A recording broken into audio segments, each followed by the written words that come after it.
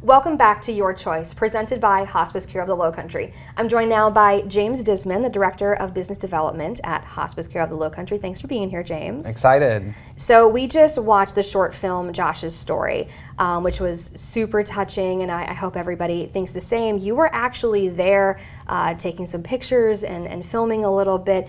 Give me a little behind-the-scenes perspective as to why this visit with this patient was so touching for you and everybody else in the room. The visit was so touching because, one, you're in someone's home, their personal space. Josh's dad was there, Josh's beloved animals were there, surrounding us, and you're bringing people into an environment that's super personable. But more so, we were bringing music into Josh's home again, which is Josh's first love. He loves music. He was a music producer. He worked with incredible talent such as Mariah Carey and Kanye West, which is phenomenal. It was super emotional and heavy because, you know, at the end of the day, Josh is declining. He's dying. And so when you come into a space like that, the emotion is heavy. It's thick, but at the same time, it's really beautiful because I got to see his case manager, Shannon Rhodes, hold his hand, talk him through the musician coming in. And we got to talk about what type of music he loved. He got to be interactive with us. The musician, Jared White, and him connected at such a large personal level that they were joking with each other. We got to see Josh smile and laugh. And you know, I don't know when the last time he was that comfortable and kind of at peace, or should I say distracted from the medical diagnosis, because the medical diagnosis has been running his life for 8 years. Now, that is incredibly special, I'm sure, for him as the patient, for his case manager, for his family. Has Hospice Care of the Lowcountry been able to do anything else like this, create any other special moments like this for other families? Yes, you know, we're a not-for-profit hospice, so we have some extra resources that we can put into the care team. And for many years, we've been doing things and carrying out final wishes for patients. But oftentimes, the care team, they don't see that as something that needs to be talked about because it's so intimate, it's so personable. And it's so personal. And so we share the stories in-house and they never make it outside the hospice doors. So we've done stories like Josh's. We've done a wedding ceremony at a patient's bedside where the man and woman had been together their entire life, and the last wish that that man wanted was to share vows with the woman who he loved his entire life. And so a nurse came into our weekly staff meeting and they got a wedding dress. He wanted a white crisp shirt with a collar. And they got someone certified online to come in and do the actual ceremony. They brought so sweet. Food in, and you know, he passed some hours later after those vows were shared.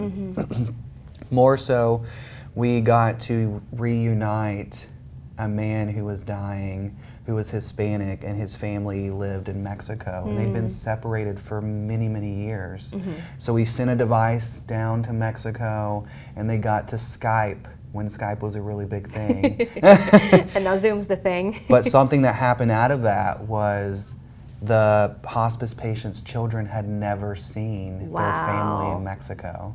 So we reunited a family, completed a final wish, but started a new connection of a family that had never touched bases. That's incredible. In a really long time. And so these are the things that are happening every single day inside hospice, and we're more than hospice, and it's not about dying, it's about living, and the way that we carry that out is through those final wishes. And we're not talking about trips to Disneyland or Disney World. We're talking about real, intimate moments that will serve that family for a lifetime. Yeah, that's incredible.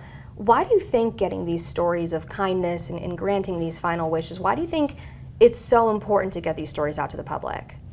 It's so important because, again, I'm going to reiterate, It's not about dying, it's about living. And there's this huge misconception in society today that if you go onto hospice, you're gonna die immediately and you're giving up. It's not true. When you accept hospice, you're accepting care and a care team to come into your home to help you live as comfortable as possible for the remainder of your life. And you're also providing resources to your family to help cope with what's going to happen. And the fact of the matter is that we're all dying. But in that last 6 months of life, if we can share these extra stories that we are doing every single day in the community, that might help a family say, we need hospice care. In my opinion, every single person on this earth deserves access to adequate hospice care, and we should have it because the transition at the end of life is already super emotional, it's super rough, and having a professional care team there to provide the services to help your family transition and you transition is a game changer. Absolutely. And it's super comfortable, and we can make it as easy and as pain-free as possible. Absolutely. It helps to dispel any misconceptions, getting these stories out there, helps to raise awareness for those that might be in need of hospice care. I think that stories like this are super important. So thank you so much for sharing, James. We have a few more special moments that we'd like to share with you upcoming about more misconceptions of hospice care.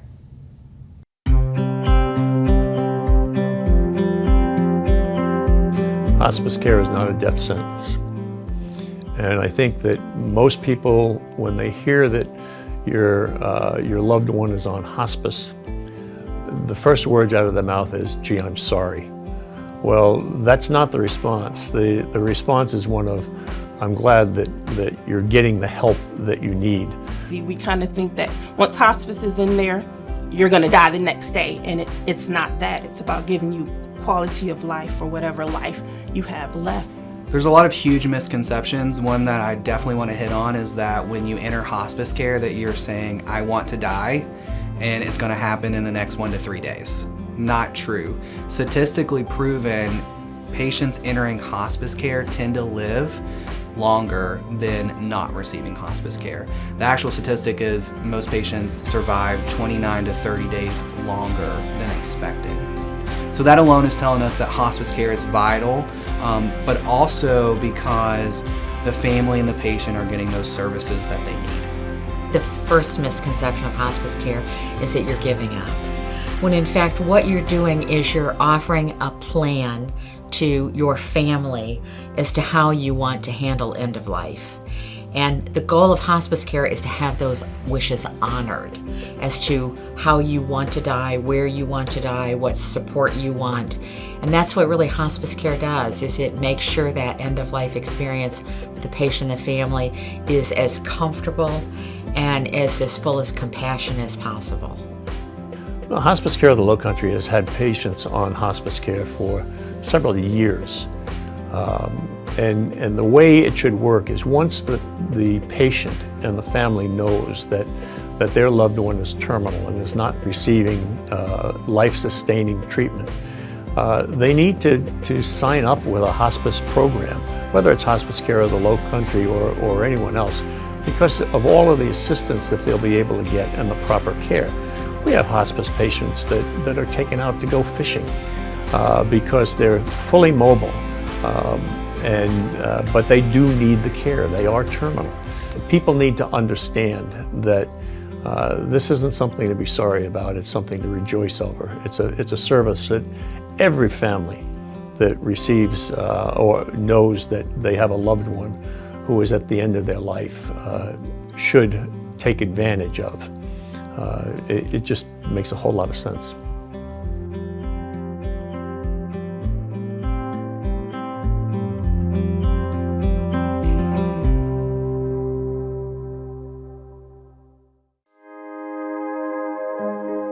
Hospice Care of the Lowcountry got started back in the early 80s.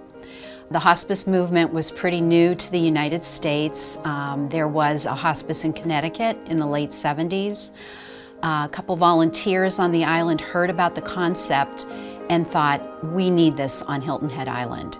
So a group of volunteers from the Volunteer Action Network Center got together and met a few people, got a few doctors together, and said, we really need this. And so it was a momentum that got started. At Hospice Care of the Lowcountry, we stand on the shoulders of giants.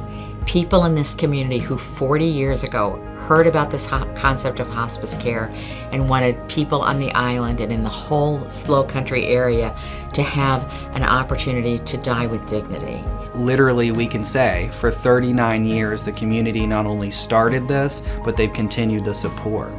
80% of the funding that comes into hospice care is spent back into the community. That's phenomenal to say.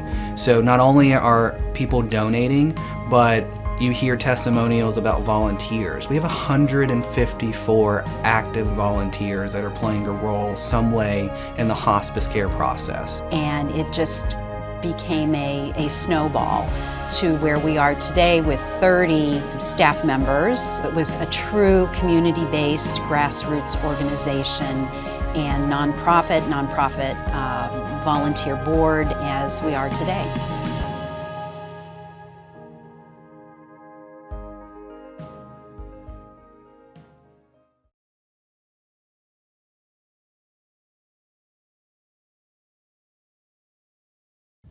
Thank you so much for joining us for Your Choice, presented by Hospice Care of the Lowcountry.